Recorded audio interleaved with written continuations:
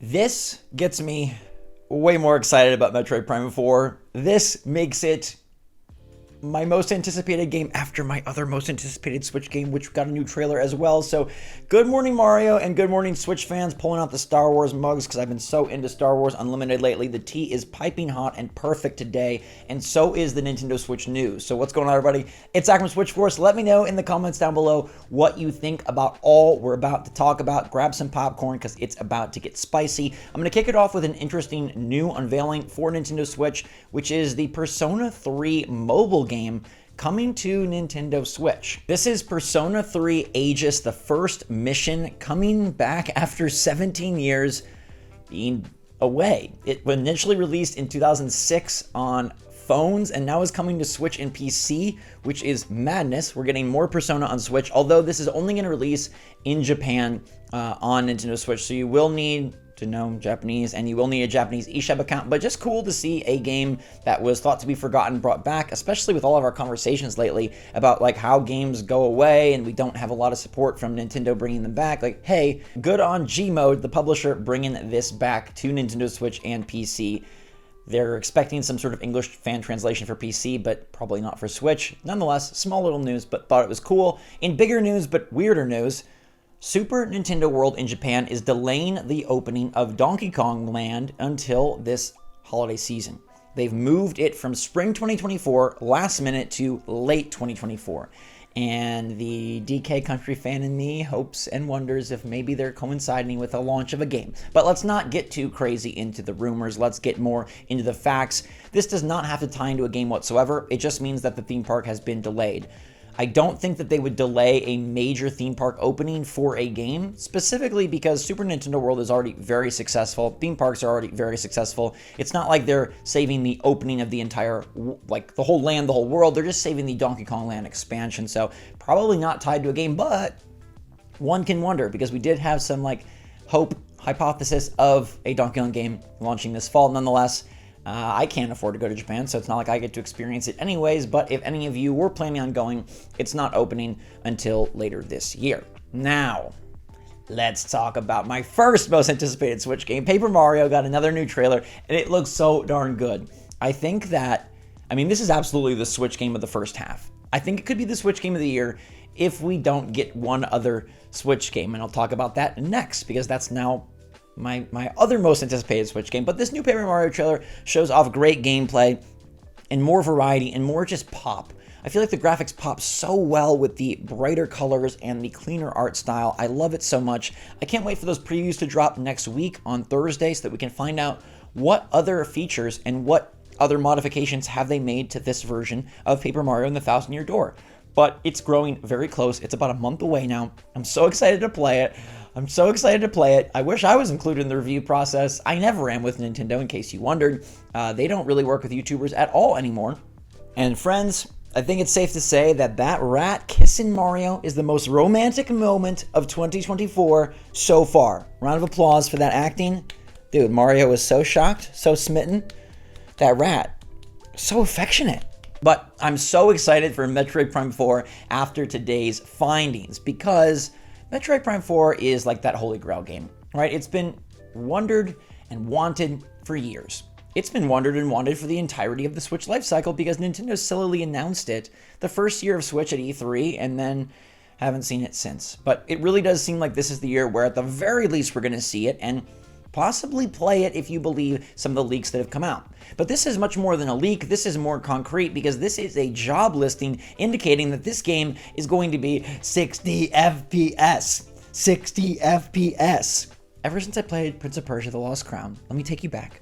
Ever since January of this year, just a few short months ago, when I realized that 60 FPS on the handheld Switch makes all the difference in the world. Yes, there are other 60 FPS games, but it was this Prince of Persia that really just took my legs out from under me and whisked me away to the clouds, where I said, you know what?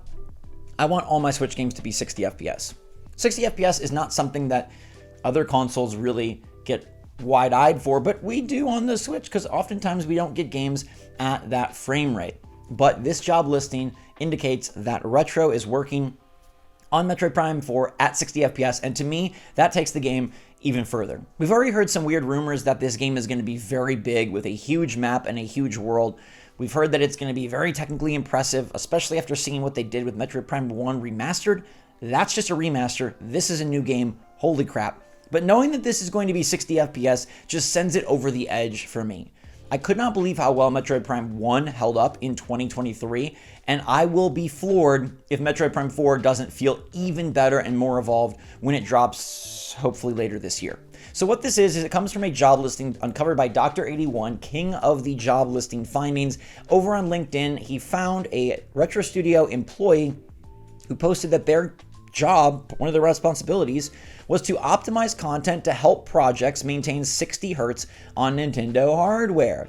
Now, if you're going to be 60 hertz, you're going to be 60 FPS, and some people are saying like, well, this isn't true confirmation because he does say he worked on Metroid Prime Remastered, but I do believe that this is going to be the same for Metroid Prime 4.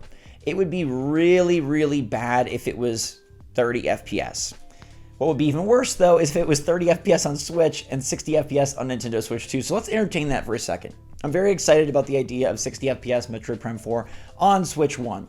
On Switch 2, it's a given. Like, it absolutely needs to run at 60 FPS. But getting a big Switch 1 release at 60 FPS is a much more notable event. And I think it's something very important that they deliver the best version they can for Switch users, because they've teased and touted this game as a Switch game for 7 freaking years. I expect Metroid Prime 4 to run and play a bit better on Nintendo Switch 2. But if we're talking the difference between 30 FPS and 60 FPS, and that is what makes the Switch 2 version the ultimate version of Metroid Prime 4, I will be bummed for me and for you. People shouldn't have to pay $400 to get to play the best version of Metroid Prime 4, specifically because this game has been promised as a Switch 1 title. They better make sure that it can run at 60 FPS on Switch. I'm okay with games like Breath of the Wild, Tears of the Kingdom, improving on Switch, or Mario Tennis Aces, or, I don't know, Mario Odyssey, whatever. That's fine. Do your graphical upgrades, make it look better, make it run better, make it purr. But with a game that's coming out so close to the next generation of Nintendo hardware, I would feel like Nintendo is intentionally creating a gap to make us more interested in either double dipping or buying the Switch 2. And I pray they don't do that. I suppose maybe it's maybe it would be honest. Maybe there's just no possibility of getting Metroid Prime 4 to run at 60 FPS.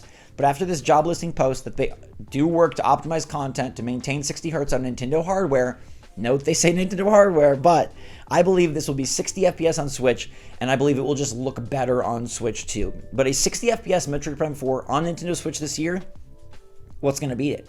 What's going to top that?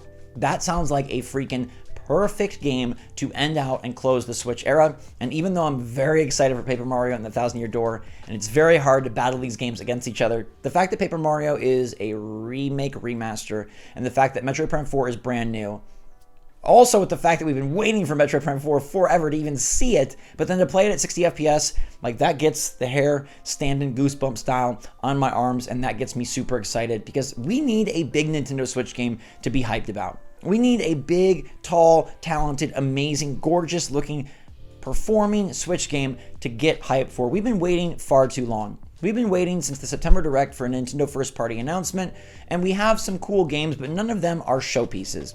Mario vs. Donkey Kong looks okay. Another Code is alright. Princess Peach was a fun diversion. Paper Mario is going to be amazing. Luigi's Mansion 2 is a game coming back again. Metroid Prime 4 would be like, okay, this is the Nintendo Switch game of 2024, and at 60 FPS, like, this is legit. We got something to brag about. We got something to really, really get fired up about. And, I love getting fired up and getting excited. I think this is going to happen. I do believe Jeff Grubb's rumor of a summer reveal for something Metroid Prime 4 to get the marketing cycle moving. And I believe Dr. 81 talking about this LinkedIn post, 60 hertz, 60 FPS, getting Metroid Prime 4 ready to grease the wheels of the Switch one more time with a big final project to show that, hey, the Switch is still an amazing system. It can pull off some great stuff if the developers know how to work the magic.